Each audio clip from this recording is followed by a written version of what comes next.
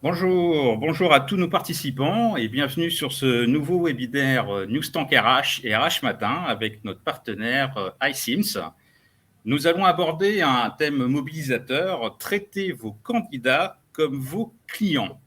Parce qu'avec la pénurie de talents, il est temps de repenser le processus de recrutement, d'ouvrir son horizon entre les candidats retenus dans les processus classiques de recrutement et ceux qui ont démontré un intérêt pour l'entreprise. Il est aussi temps de trouver le meilleur candidat, éventuellement déjà en poste, de capter un profil intéressant qui ne cherche pas forcément un nouveau poste, mais aussi d'explorer toutes les voies internes ou externes de recrutement. Alors, avec iCIMS, nous allons parler des liens durables avec tous les candidats potentiels pour soigner l'expérience candidat. C'est un passage devenu incontournable comme on l'a connu avec la relation client.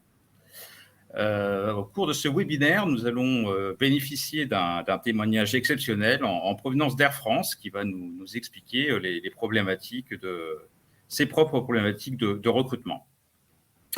Je vous propose de présenter du coup les différents intervenants de ce webinaire. Je commence par me présenter, Philippe Guerrier, je suis rédacteur en chef de RH Matin, en charge également des nouvelles technologies du côté de Newstank RH. Je vais animer ce webinaire avec deux intervenantes. Tout d'abord, Julie Atlan. Bonjour. Qui est experte RH et content stratégiste chez iCIMS. Alors, Julie, est-ce que vous pouvez nous apporter quelques éléments de positionnement sur iCIMS pour démarrer ? Oui, bien sûr. Donc, effectivement, je suis Julie Atlan. Je suis en charge des contenus et de la communication chez iCIMS. iCIMS, c'est un éditeur de solutions de recrutement qui propose en fait une plateforme assez unique sur le marché qu'on appelle la Talent Cloud afin d'aider les recruteurs à attirer, engager, recruter et développer les meilleurs talents.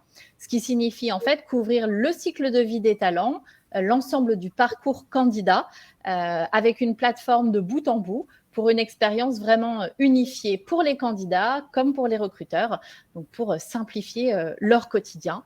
Donc ça va du site carrière à la communication candidat, au suivi en direct des candidatures, puisque l'édition principale d'iCIMS, c'est un ATS qui est notre solution socle. Et bien sûr, nous avons choisi ce sujet parce que le recrutement, c'est pas simplement la phase de recrutement comme on la connaît des candidats après une candidature, mais c'est tout ce qui va avec, c'est toute la phase d'attraction, toute la phase d'engagement, et Dieu sait que c'est important en ce moment dans ces périodes de pénurie de talent. Et iCIMS, donc c'est un groupe américain de base qui a racheté la société EasyRecruit dont nous faisions partie, principalement l'équipe en France, il y a un peu plus d'un an et demi. Et on a aujourd'hui 9 bureaux à travers le monde. Et voilà. Et donc voilà, merci Julie pour ces éléments contextuels. Nous allons être rejoints par Valérie Gary, business partner recrutement chez Air France, qui était avec nous au tout début du webinaire, mais qui vient juste de disparaître. Mais a priori, elle va revenir avec nous. Elle va nous présenter de manière très synthétique les activités d'Air France, mais tout le monde connaît cette compagnie aérienne naturellement.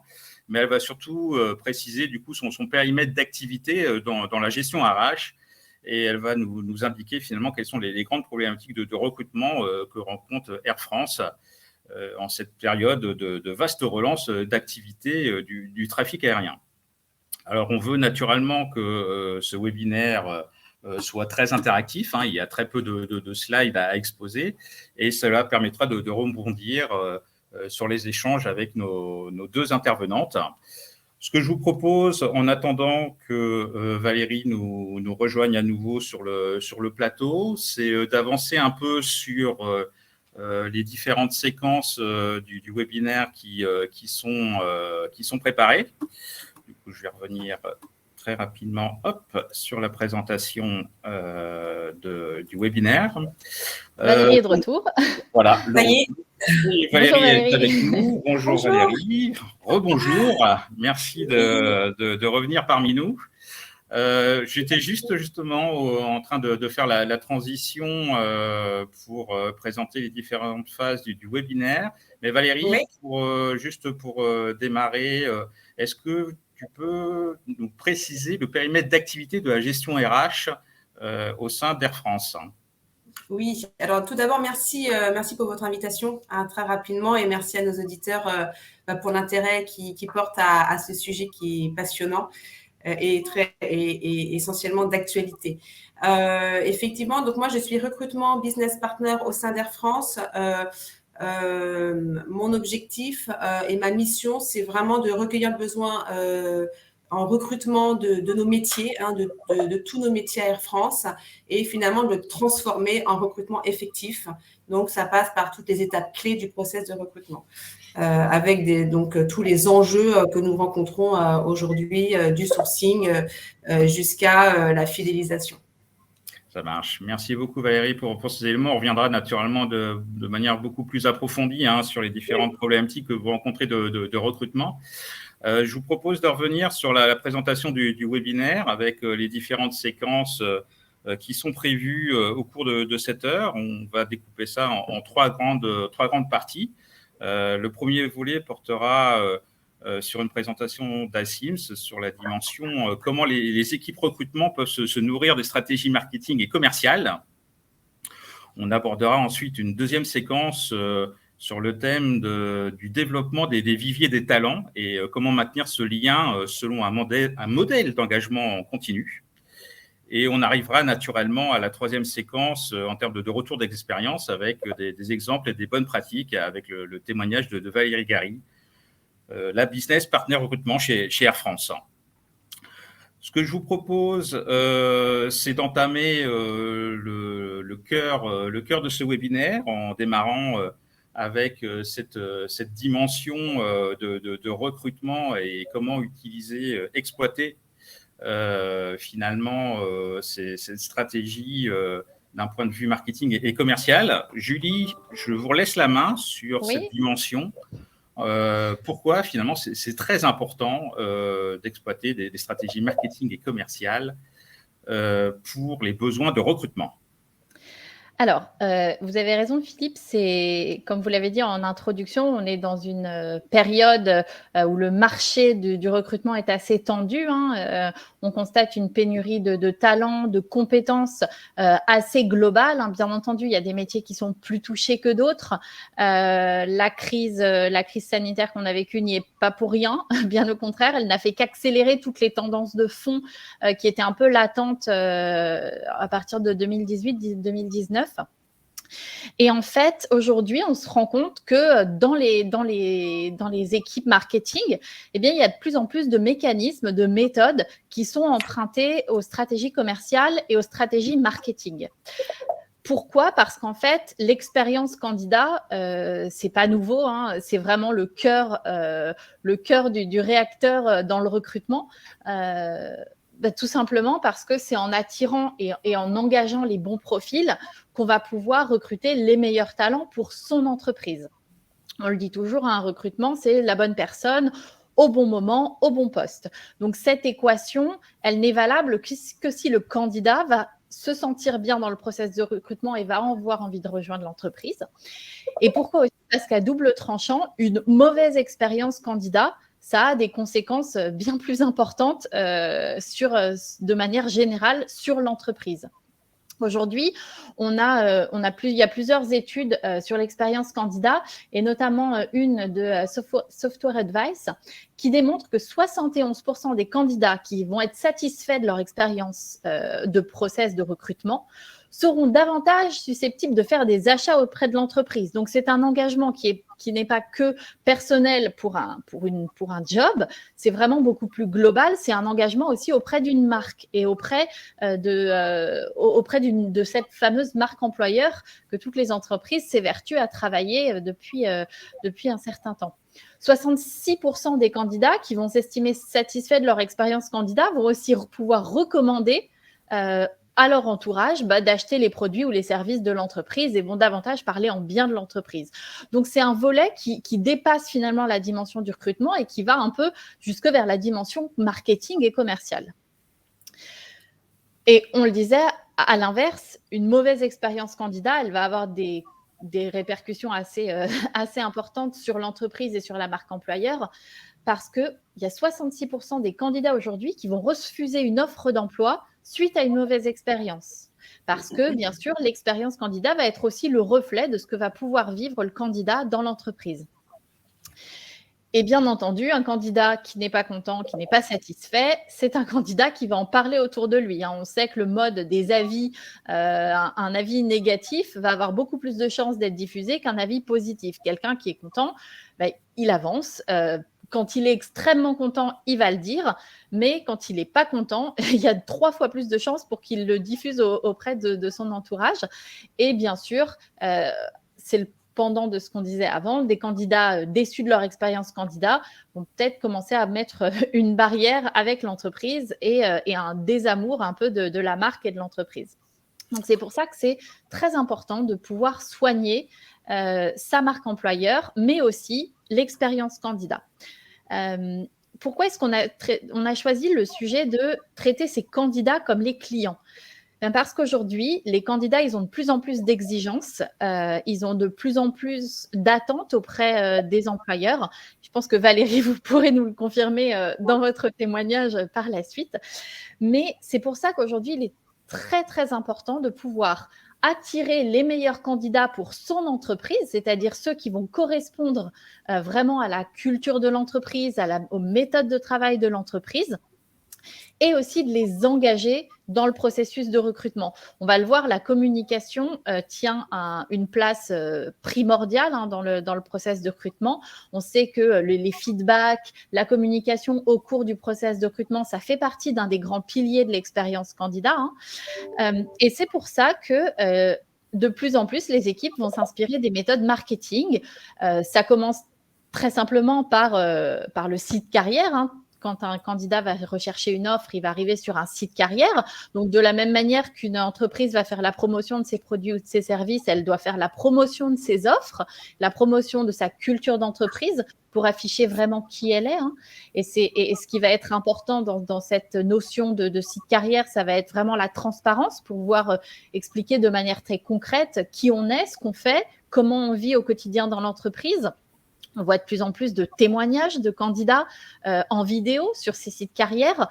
Donc, on voit une fois de plus que c'est vraiment des méthodes très, très marketing de pouvoir présenter le quotidien d'un chargé de clientèle, le quotidien d'un commercial qui va expliquer ce qu'il fait au quotidien et ce qui fait que les candidats vont pouvoir se projeter un peu dans l'entreprise et se dire, voilà, c'est exactement ce que je recherche ou au contraire, pas du tout. Et c'est à ce moment-là que l'entonnoir va commencer petit à petit à se faire et afin que les bons candidats pour l'entreprise puissent postuler. Une fois qu'il y a cette phase d'attraction, toute la communication qu'il y a autour, c'est-à-dire pouvoir envoyer un maximum d'informations au candidat, pouvoir le rassurer, pouvoir lui expliquer le process de recrutement, savoir ce à quoi il va être confronté s'il postule dans l'entreprise, c'est aussi primordial. Parce que aujourd'hui, on est aussi dans une société d'instantanéité, de réactivité. On a envie de toujours tout de suite, en quelques clics. Donc, pourquoi aujourd'hui un candidat ne serait pas capable de postuler très simplement en un clic et pas simplement remplir des formulaires à rallonge où il va devoir mettre pour la énième fois son CV, sa lettre de motivation, qu'il pourra bien entendu compléter par la suite, mais dans un premier temps, signifier son intérêt à l'entreprise de manière très réactive et que l'entreprise soit en mesure également de pouvoir lui garantir et lui assurer que sa candidature a bien été prise en compte. Si je fais une petite parenthèse, on a fait un baromètre de l'expérience candidat l'an dernier avec HEC qui démontrait qu'aujourd'hui, il y a encore une part non négligeable des entreprises qui ne répondent même pas à une candidature d'un employé ou d'un candidat. Il y en a certains qui n'ont même pas d'accusé de réception. Alors, c'est très marginal, mais c'est 8%. Donc, il y a quand même aujourd'hui 8% des plus grandes entreprises européennes qui n'ont même pas d'accusé de réception. Donc, pour dire que la communication avec les candidats va être primordiale. Effectivement, c'est cette dimension de mauvaise expérience. Du coup, effectivement, il n'y a pas de suivi du dépôt des candidatures et naturellement, c'est un impact négatif pour la personne qui postule. Tout à fait. Et pour répondre à la question que je voyais dans le chat de Sherazade, qui me disait qu'est-ce que vous entendez par mauvaise expérience, très simplement, une mauvaise expérience, ça peut aller de ce fameux formulaire à remplir. Je vais passer plus d'un quart d'heure, 20 minutes à remplir un formulaire de candidature, à remettre mon CV, à réimplémenter toutes mes informations.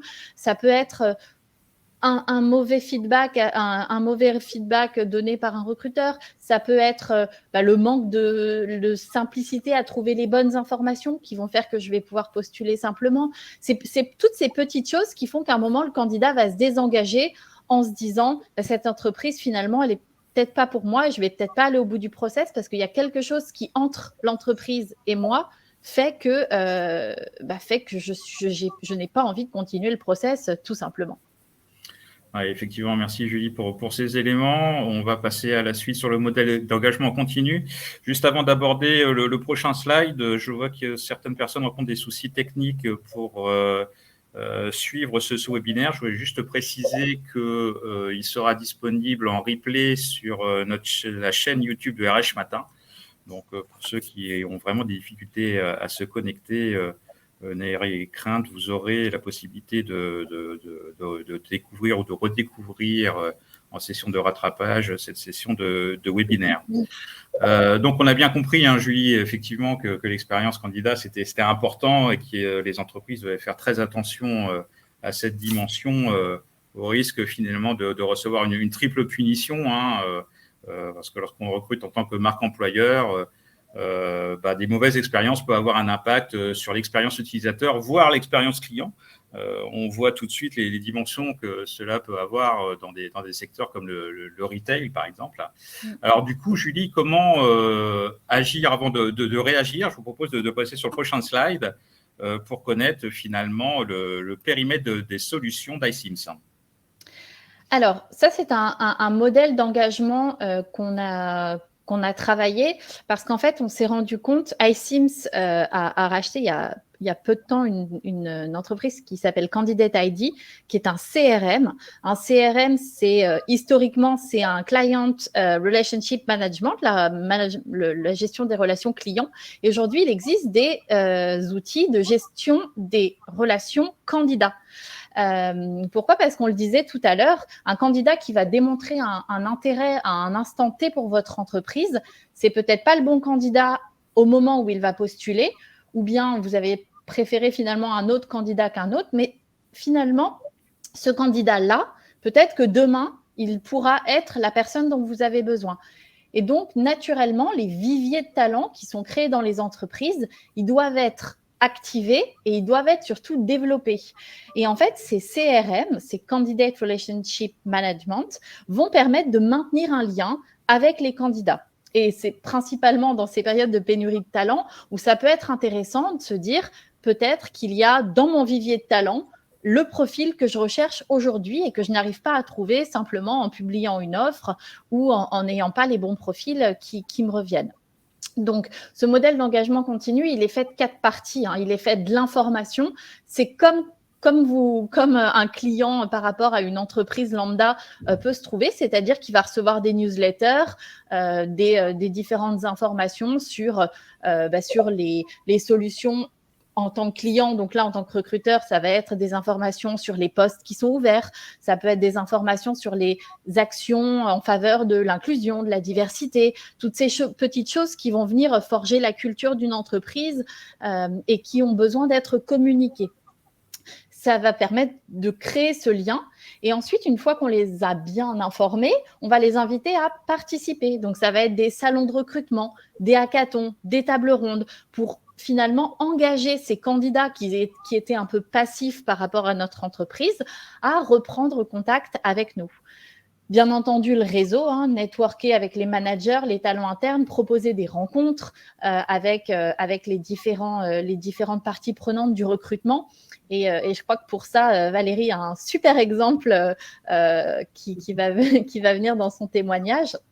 Et vous allez voir vraiment l'importance d'engager les candidats qui peut-être ont perdu un peu d'intérêt ou en tout cas qui sont en début de process et qui ont besoin de ce lien avec des personnes en interne, pour enfin, une fois que les candidats sont suffisamment engagés, qu'ils puissent se dire « Ah ben finalement, il y a peut-être un poste aujourd'hui qui m'intéresse », et donc rentrer dans le process de recrutement. Et cette communication, bien entendu, ne doit jamais s'arrêter, hein. C'est un cercle infini, c'est-à-dire qu'une fois qu'on a engagé la personne dans le process de recrutement, ça va être bien entendu de maintenir cette communication à travers toutes les étapes et notamment, ça peut être avec des outils modernes, hein, avec des SMS par WhatsApp pour indiquer au candidat à quel moment son entretien va venir. Il peut prendre un rendez-vous directement en ligne comme il peut le faire sur Doctolib. Donc, simplifier au maximum le process d'engagement et de communication pour que le candidat se sente vraiment impliqué et que sa candidature intéresse vraiment l'entreprise. Merci Julie. Je retiens donc qu'il faut faire attention à l'acronyme CRM désormais, hein, historiquement Customer Relationship Management ou Client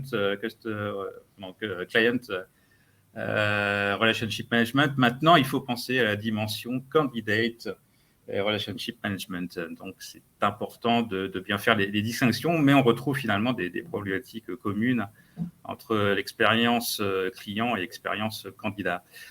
Merci Julie pour l'ensemble de ces éléments. Nous allons passer au retour d'expérience d'Air France avec Valérie Gary, business partner recrutement. Valérie, merci beaucoup pour ce témoignage. On va apprendre beaucoup de choses sur les problématiques de recrutement d'Air France. Nous avons beaucoup de questions à vous poser, que ce soit du côté de Julie ou de mon côté, mais je pense aussi que les participants de ce webinaire ne vont pas manquer de réagir.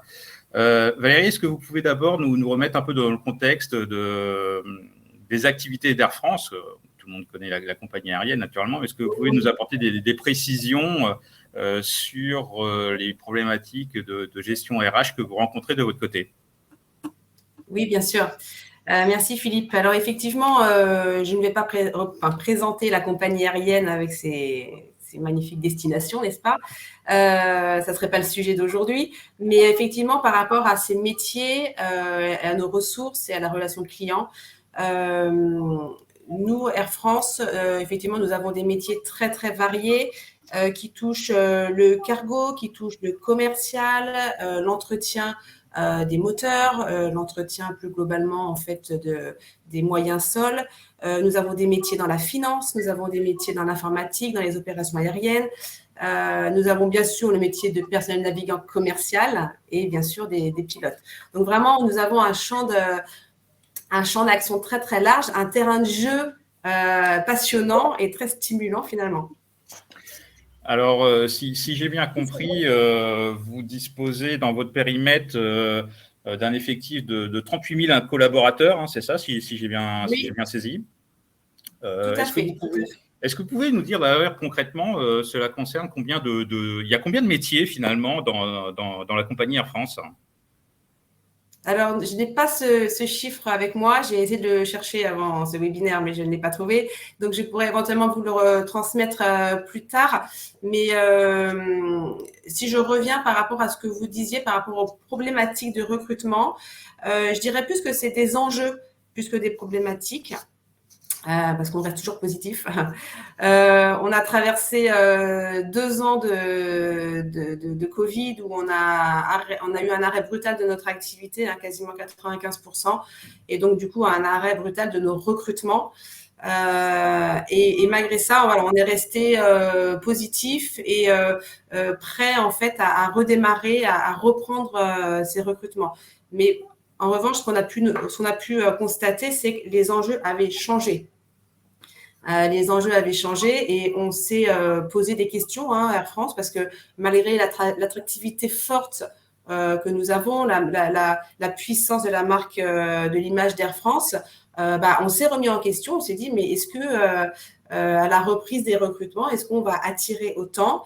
Est-ce que les jeunes vont être attirés par déjà le domaine industriel? Je pense notamment à la transition écologique. Voilà, donc nous sommes posés toutes ces questions-là. Alors, nous avons été rassurés sur les premiers recrutements parce qu'on a vu quand même on restait attractif. Mais par contre, nous avons dû clairement transformer nos méthodes de recrutement et notre vision du recrutement. Alors, on va revenir effectivement sur cette dimension de transformation. En l'état actuel, quel est votre rythme de recrutement ?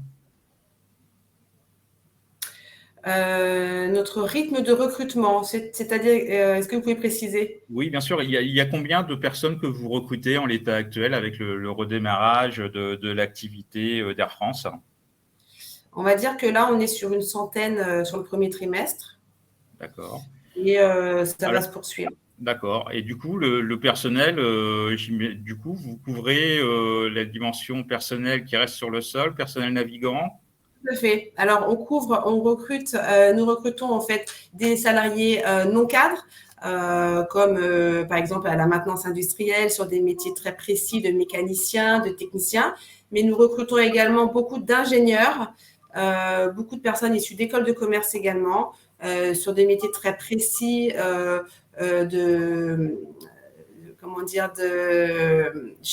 chef de projet, ingénieur aéronautique, mais également des data analysts, des data scientists, des juristes.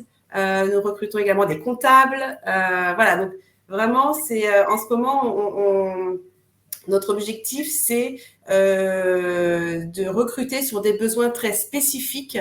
Voilà, on ne recrute pas sur tous les métiers, mais en fait, ce sont vraiment sur des besoins spécifiques post-Covid et en lien aussi avec notre transformation, l'arrivée de nouveaux métiers, comme je vous l'ai dit, sur la data analyst, sur des métiers de l'IT aussi, de l'informatique, où là, effectivement, on doit se transformer et on intègre de nouveaux métiers.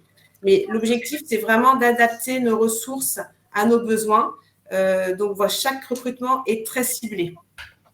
Et vous nous disiez, Valérie, quand on a présenté ce webinaire, qu'un des facteurs les plus importants pour vous aujourd'hui, c'était de pouvoir réagir et rebondir par rapport à cette nouvelle concurrence. Aujourd'hui, vous nous disiez qu'en face, vous n'avez plus seulement d'autres compagnies aériennes, mais un spectre beaucoup plus large parce que les métiers se sont diversifiés. Oui, tout à fait. Alors, effectivement, de prime abord, on a une concurrence directe déjà très accrue, c'est l'industriel. Il y a Airbus, Safran, Dassault qui sont nos concurrents directs et qui sont en train de recruter les mêmes profils que nous. Donc voilà. Et puis au-delà de ça, il y a également des startups qui recrutent des profils informatiques.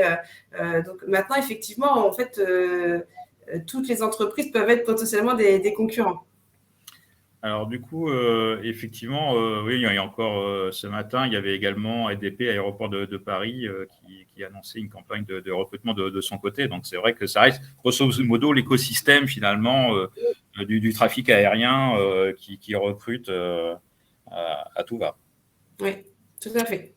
En sachant que là, les postes à pourvoir, on est bien d'accord, ça reste sur le périmètre France, pour le cas d'Air France. Oui. Alors, France, nous avons quelques postes en fait à l'international, mais ce sont des VIE, ce qu'on appelle des contrats à l'international, mais qui sont à durée déterminée. Mais sinon, c'est essentiellement en France. D'accord. Julie, je crois que vous aviez quelques questions à poser à Valérie oui. sur les contours des problématiques de recrutement rencontrées par Air France. Tout à fait, parce que dans ce cadre-là, et on l'a commencé un peu avec le fameux modèle d'engagement et d'attractivité. On sait que l'attractivité, ça va être quelque chose de fort et de clé pour attirer les meilleurs profils. Et donc, vous disiez que vous avez dû vous adapter, changer un peu et transformer vos modèles de recrutement. Quels sont les paramètres qui ont changé depuis la pandémie dans le recrutement chez Air France au quotidien?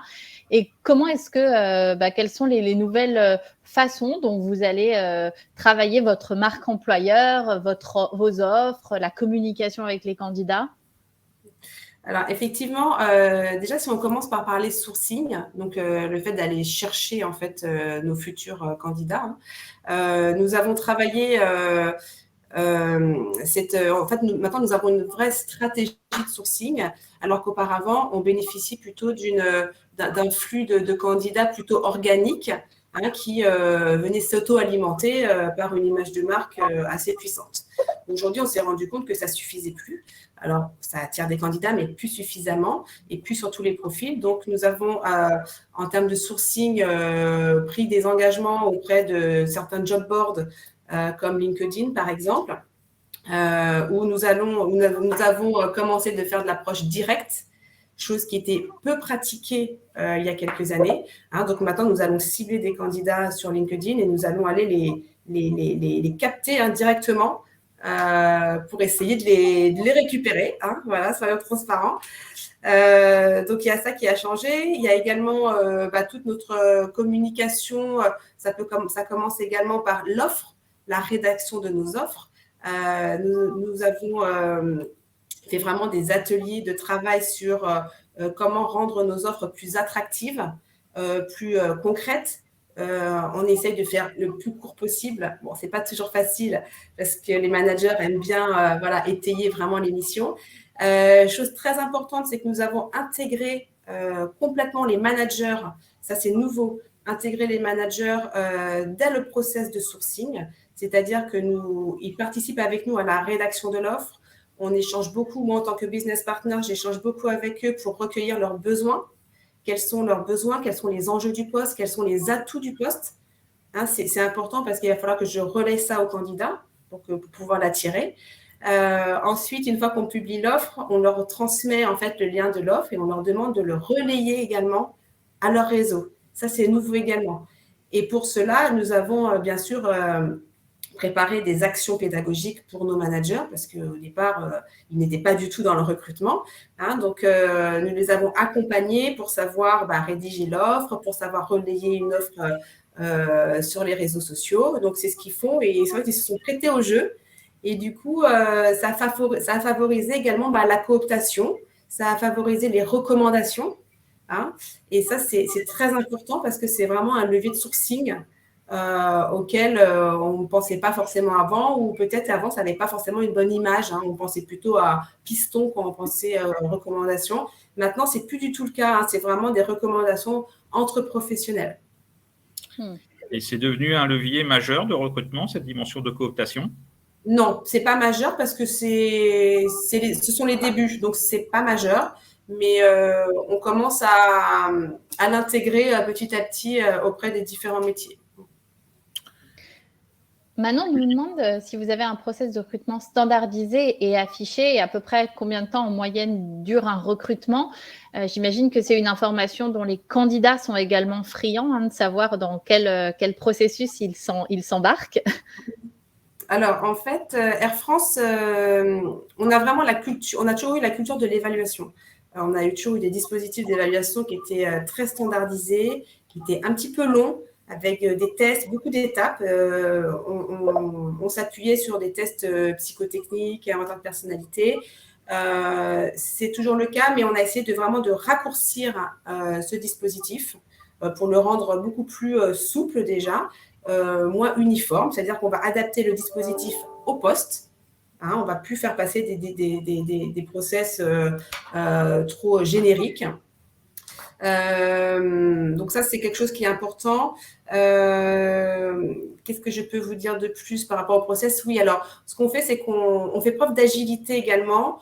Selon l'offre et la pénurie ou la difficulté à aller sourcer le poste, on va modifier notre process. C'est-à-dire que, par exemple, sur un poste assez technique et assez pénurique, on va commencer par des entretiens managers. C'est-à-dire qu'on va demander au manager de contacter le candidat pour capter le candidat et qu'en fait, il parle le même langage. Il parle technicité ou il parle ambiance de l'équipe. Voilà. Comme ça, le candidat, non seulement il voit la personne à qui est son potentiel futur manager, et puis il peut se poser des questions pratico-pratiques sur son futur métier. Ensuite, nous, l'entretien RH vient après. Voilà, ça c'est une nouveauté également, ça fonctionne très bien. Sur des postes moins pénuriques ou plus généralistes, on garde l'entretien RH en premier pour vérifier en fait les compétences plus sur des soft skills, comme on dit, des soft skills attendus par l'entreprise.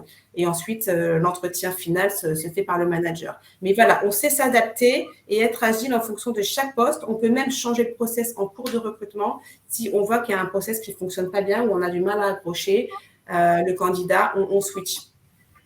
Et vous me disiez également qu'en termes d'engagement et pour réengager les candidats qui pourraient se perdre un peu dans le process, vous aviez mis en place des webinaires Oui. avec vos alternants, c'est bien ça?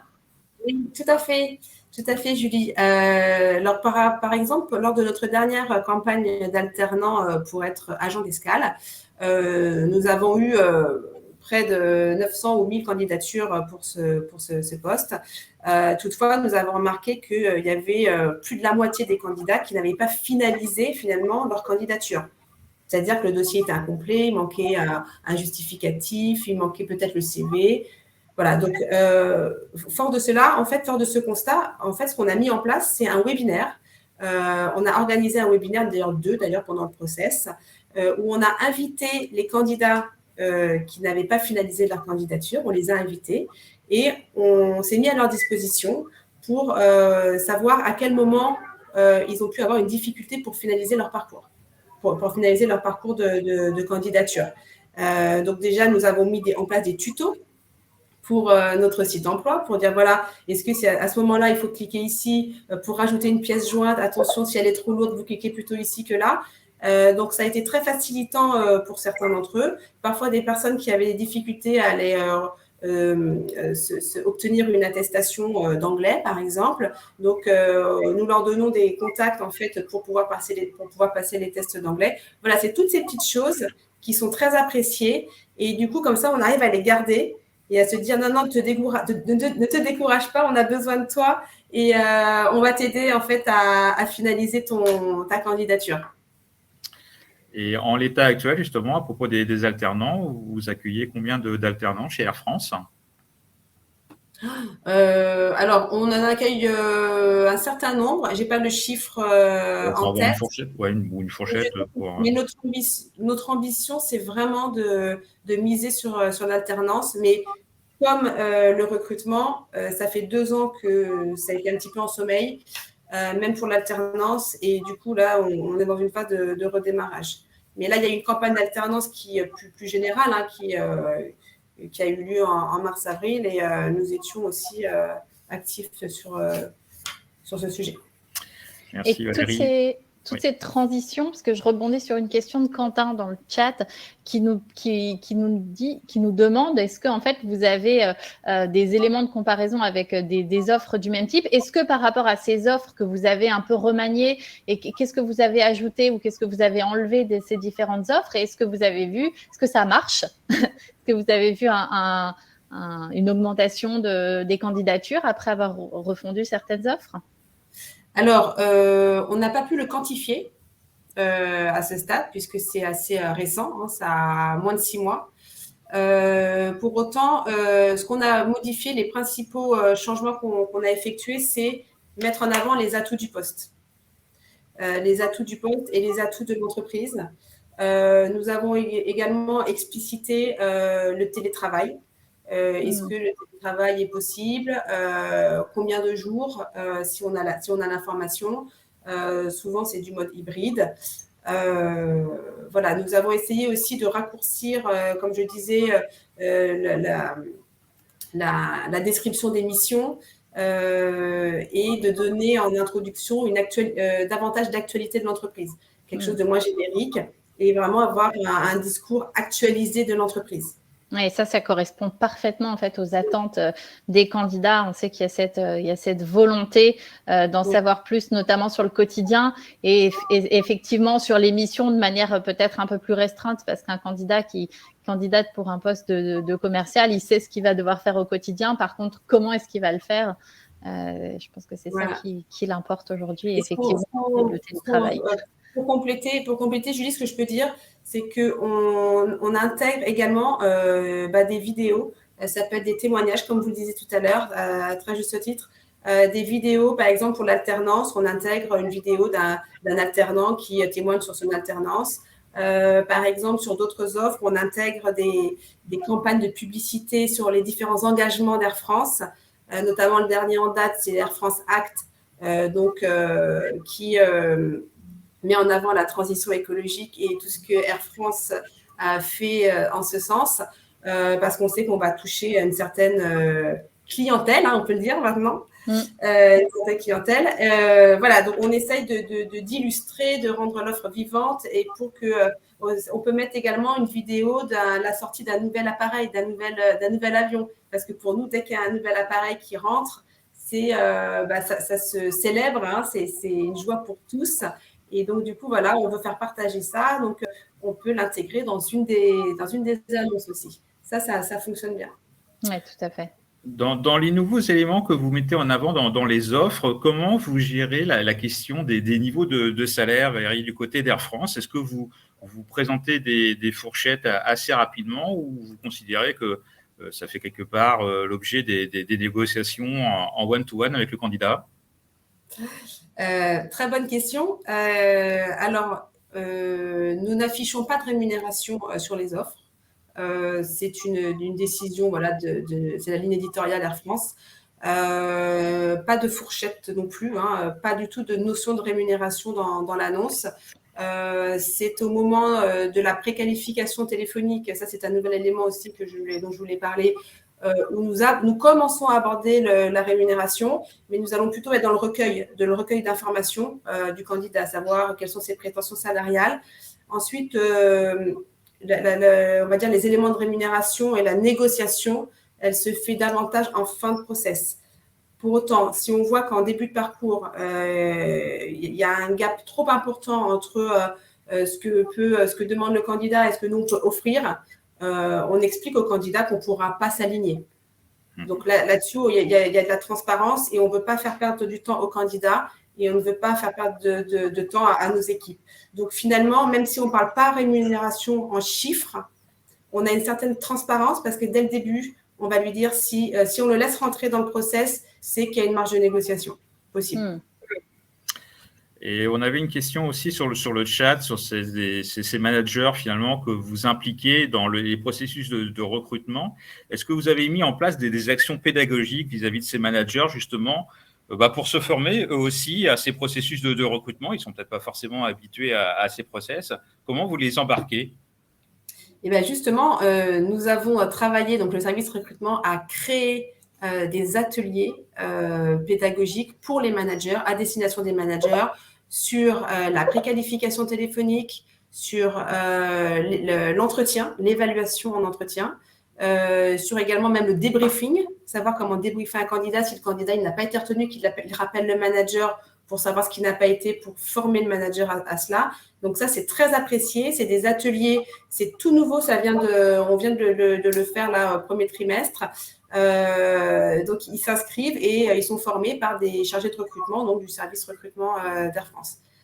Et ça, je sais que c'est vraiment apprécié, parce que on fait des rappels sur la déontologie, sur l'équité qui est très chère à Air France. Vraiment, j'insiste là-dessus, sur la déontologie, sur la diversité, sur l'inclusion. Donc voilà, il y a un vrai travail de sensibilisation des managers à ce sujet lorsque ce sont eux qui passent le premier entretien. Eric Gary, merci pour ces éléments. Il est déjà 12h15, il nous reste un petit quart d'heure de webinaire. Ça va très vite, tellement le sujet est passionnant. Oui, il y a d'autres choses à rajouter aussi. Oui, bien sûr, Valérie, pas de problème. Non, juste parce que je pense à des bonnes pratiques à partager. C'est qu'effectivement, nous, sur certaines populations, par exemple de mécaniciens non cadres Air France, on pratique des job dating. Sur une journée où on invite les candidats, on invite les managers, et le process de recrutement se fait en une journée. Donc ça fonctionne très bien pour l'instant sur les postes non cadres. Nous faisons également des after-work plus sur les métiers plutôt informatiques, IT, qui sont friands pour échanger aussi avec les managers. Voilà. Et donc vous avez relancé, ce sont des sessions en présentiel, du coup, vous avez relancé tout ça depuis quand?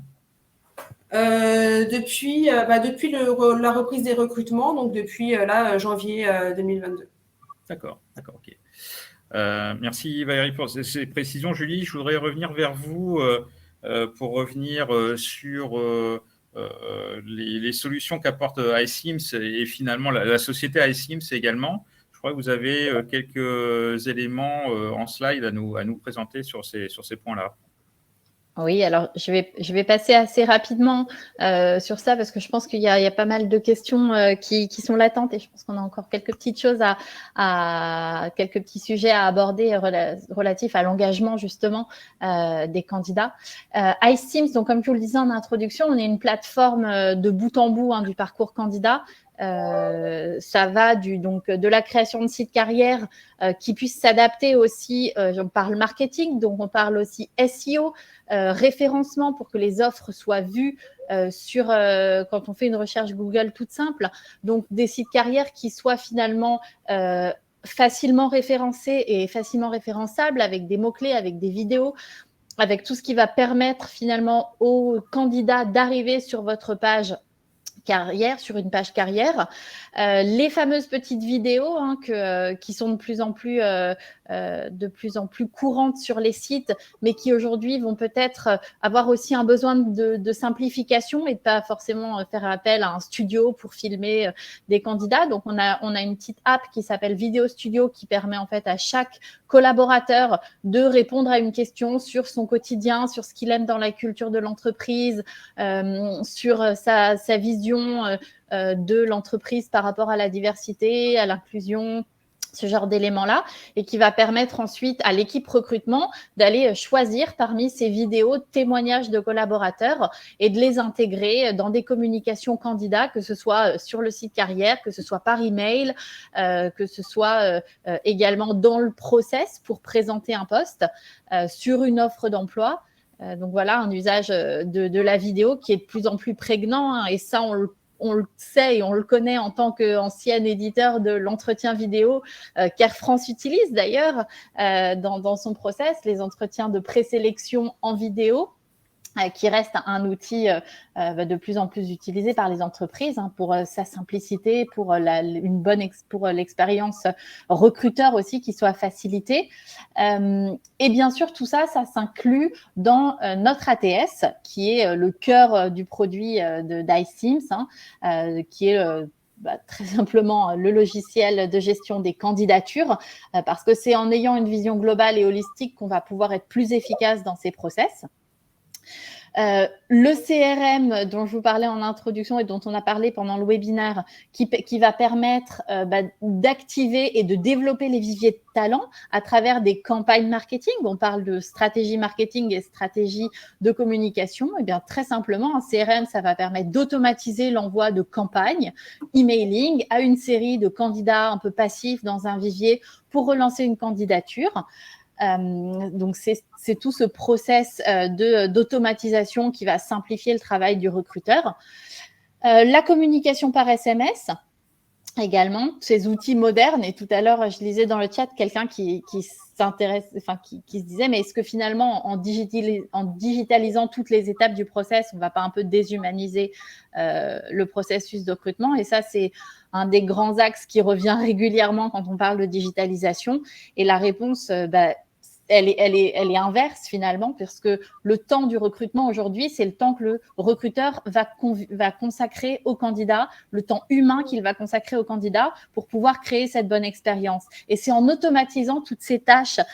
Aujourd'hui, on n'est pas étonné de recevoir un message quand on fait une commande sur Internet, un message non personnalisé nous disant simplement votre commande a bien été reçue, on va la traiter dans les plus brefs délais. On ne s'attend pas derrière à ce que quelqu'un nous appelle du site en nous disant ah ben voilà, on a bien reçu votre candidat. Donc, c'est un peu le même principe finalement. C'est libérer du temps aux recruteurs avec toutes ces tâches qui sont un peu chronophages et qui sont sans valeur ajoutée, pour garder ce temps de travailler des messages de communication, travailler à la marque employeur, prendre du temps pour ces webinaires dont parlait Valérie tout à l'heure, pour réengager les candidats. Donc, tout ce process de digitalisation, in fine, il est là pour simplifier et pour automatiser et optimiser le temps des recruteurs qui est, on le sait, parfois un peu… les agendas des recruteurs sont parmi les plus chargés, je pense. Et puis, bien sûr, le process de recrutement, ça va jusqu'à l'onboarding. Une fois que le candidat a été sélectionné, on peut lui envoyer automatiquement des offres. On peut le faire rentrer dans un process d'onboarding. Et ça, on sait que c'est un sujet qui est très important en ce moment, principalement avec toutes les notions de télétravail, d'onboarding à distance. Comment est-ce qu'on va engager un candidat dans son entreprise pour qu'il devienne un collaborateur engagé. Et ça, avec des collaborateurs parfois à distance, c'est un peu compliqué. Donc voilà, tous ces process d'onboarding, c'est très, très important. Et on connaît aussi la volatilité des candidats. Un candidat recruté dans une entreprise qui va commencer peut-être 2 ou 3 mois après. Entre-temps, il a ces 2-3 mois pour être chassé par d'autres entreprises qui vont peut-être faire une meilleure offre. Donc, c'est en maintenant l'engagement tout dans cette période avant l'entrée dans l'entreprise aussi qui est primordial. Et une fois de plus, la communication, c'est le nerf de la guerre. Et puis enfin, le recrutement, on parle beaucoup de recrutement externe, mais il peut être aussi interne. Et donc, nous, on va jusqu'au bout du process avec qu'est-ce qu'on va proposer à un collaborateur en interne. C'est aussi une expérience de développement de carrière. On propose un poste aujourd'hui, mais est-ce que ce poste n'est pas voué à évoluer, que ce soit de manière hiérarchique ou que ce soit de manière transversale dans une autre fonction? Et comment est-ce qu'on va permettre en fait à ces candidats devenus des collaborateurs de redevenir un peu des candidats internes parfois et d'aller découvrir les nouvelles opportunités avec des job boards internes, des référentiels de compétences et tout ça forme la plateforme du Talent Cloud. Ça marche, Julie. Merci pour l'ensemble de ces éléments. Si j'ai bien compris, l'avant-dernier slide portait, c'est ça, sur l'activité d'iCIMS. Oui, c'est des grands chiffres qu'on va laisser, que chacun pourra découvrir. Je pense que là, si on veut, si certains ont encore des questions sur le sujet, je pense que c'est le moment d'y aller. Bon, j'ai laissé ce slide iCIMS pour que nos participants découvrent l'étendue de vos activités dans le monde. Je propose de revenir du coup vers Valérie pour avoir quelques précisions. Valérie Gary, justement, on a parlé beaucoup des dispositifs de visio conférence pour le recrutement. Dans quelle mesure vous utilisez ce canal pour le recrutement? Eh bien, beaucoup. Alors justement, par rapport au Covid, pendant la période Covid, certes, nous avons arrêté le recrutement, mais par contre, nous avons eu beaucoup d'entretiens en sélection interne. Parce que nous sommes dans une phase qui est venue un petit peu rencontrer le Covid, mais nous étions déjà en phase de transformation au sein d'Air France pour se réinventer. Et du coup, on a eu beaucoup de mobilité interne pendant cette phase Covid et du coup, beaucoup d'entretiens pendant cette phase Covid. Et ces entretiens se sont faits tous en visio, chose qu'on ne faisait pas avant. Ça a très bien fonctionné. Et de ce fait, à la reprise des recrutements, on est resté à 80% sur un mode visio. À part quand il y a certains métiers où il peut y avoir des tests plus pratico-pratiques, donc du coup, le candidat vient. Mais on essaye vraiment de simplifier, justement, ça fait partie de la simplification du process de recrutement, sachant que on a de plus en plus de candidats qui sont en province. Donc, c'est fini, même si on travaille pour une compagnie aérienne, c'est fini de leur dire vous allez venir pour la journée à Paris passer les tests ou passer l'entretien. Non, maintenant, on fait l'entretien visio et voilà. On préconise quand même que pendant le process de recrutement, il y ait au moins un entretien qui se fasse sur site pour que le candidat puisse rencontrer l'équipe. C'est quand même plus humain et puis c'est important que le candidat puisse voir ses futurs locaux, qu'il puisse sentir un peu l'atmosphère de l'entreprise. Mais effectivement, la visio, ça fonctionne très bien et on garde toute la qualité de l'évaluation. Donc, ce qui veut dire que quand même, globalement, ce processus de visioconférence a été systématisé, c'est-à-dire qu'un candidat, a priori, a de fortes chances de participer à une session de visioconférence avec vous? Oui. D'accord. Donc, c'est quand même une volumétrie, du coup, qui est assez importante. Et à partir de quand, en fait, utilisez-vous l'exploitation de la visioconférence? Est-ce que c'est à partir des premières démarches? Il y a déjà une première sélection qui est faite en disant, voilà, je ne sais pas, ces 50 candidats-là, on va les passer finalement en filtre sous visioconférence. Comment vous réfléchissez de votre côté? Alors, le premier filtre, c'est la préqualification téléphonique. Alors, avant, il y a le tri CV. Ensuite, c'est la préqualification téléphonique, donc par téléphone. Et dès lors que le candidat passe cette étape, c'est un entretien en visio. D'accord. Voilà, et parfois, on utilise effectivement iCIMS, les services d'iCIMS. Nous les utilisons plus sur des postes non cadres pour le moment. Et on l'utilise, alors pour du recrutement d'alternants, on a utilisé iCIMS. Et en interne, on l'a utilisé, mais en préqualification. Pas en qualification, pas en évaluation générale, mais en phase de préqualification, on leur a fait passer un petit test et des petites vidéos. Et ensuite, les candidats ont eu un entretien avec vraiment quelqu'un. Donc, on s'adapte aussi avec les outils. Ça marche. Et il nous reste 5 minutes de session webinaire, donc ça s'est passé très vite, cette heure, et on pourrait encore avoir beaucoup de questions. Oui. Du côté du fil de chat, je ne vois pas d'autres sujets qui sont apparus. Moi, j'en ai une plus précise pour Valérie, pour Valérie Guéry, sur les prochaines étapes finalement des dispositifs de recrutement. Vous avez indiqué que vous étiez en pleine phase de transformation. Quelles sont des pistes peut-être un peu encore plus novatrices que vous regardez pour améliorer ce dispositif de recrutement? Déjà, les pistes sont déjà bien entamées avec la visio, avec iCIMS.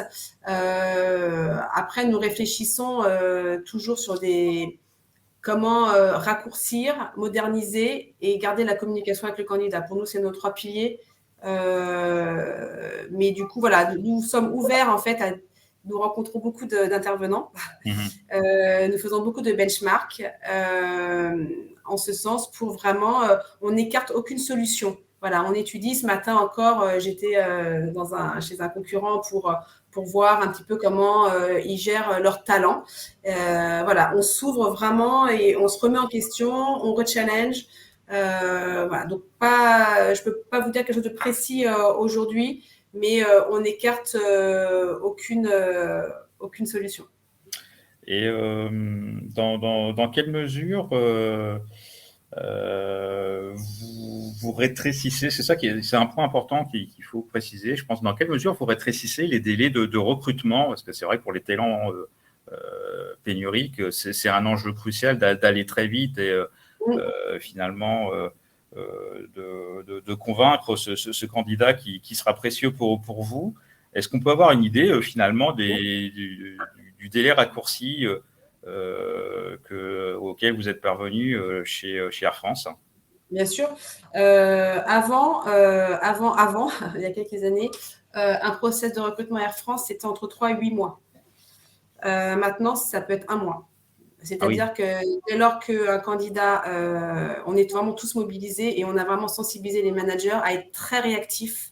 Dès qu'ils ont un candidat qui leur convient, être très réactifs. Et vraiment, on est derrière eux et on les accompagne.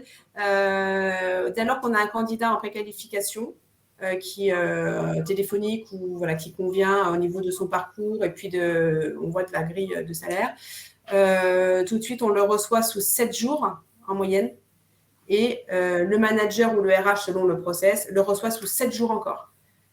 Donc vraiment, et ça, on essaie de planifier ça, d'anticiper ça dès la publication de l'offre. Oui, donc c'est une véritable mobilisation RH. Hein. C'est vraiment, exactement. Alors, effectivement, parfois, il y a des postes pénuriques où 10 jours de publication, ce n'est pas suffisant, mais ce n'est pas grave, on rallonge et puis on s'adapte. Et puis, mais vraiment, on essaie de garder un rythme pour nous, mais pour le candidat aussi, d'avoir ce rythme-là. Merci Valérie Guéry pour ce témoignage, c'était vraiment passionnant. Julie, je vous laisse le mot de la fin sur iCIMS. Finalement, on voit bien à travers le témoignage d'Air France que la dimension de l'innovation, ça reste important. Alors, comment vous, de votre côté, du côté d'iCIMS, vous accompagnez finalement ces clients pour accélérer les processus de recrutement? Bien, le mot de la fin pour ce webinaire sur traiter vos candidats comme vos clients, c'est simplement de donner les moyens aux recruteurs de le faire avec des moyens, avec des outils modernes, avec des outils assez innovants et dont on est allé piquer les méthodes au marketing. On parlait du CRM, on parle de méthodes intégrées dans l'ATS comme les vidéos qui sont auto-enregistrées par le collaborateur, les échanges par SMS. Donc, toutes ces méthodes de communication moderne qu'on utilise au quotidien, on les amène finalement dans l'univers du recrutement pour simplifier la vie des recruteurs et faire en sorte que la communication et les process soient plus fluides et optimisés. Merci Julie pour ces précisions. Nous arrivons à la fin de ce webinaire. Bientôt 1 heure déjà passée avec Julie Atlan au nom d'ICIMS et avec Valérie Gary au nom d'Air France. Merci aux 2 participantes, aux 2 intervenantes d'avoir alimenté ce fil de discussion passionnant. Je rappelle à l'ensemble de nos participants que cette session de webinaire sera prochainement disponible en rattrapage sur la chaîne YouTube de RH Matin. Et nous allons accompagner cette diffusion en replay d'un article qui sera disponible sur RH Matin la semaine prochaine. Julie et Valérie, merci encore pour cette session de webinaire. Merci à vous. Pour la prochaine plaisir. session.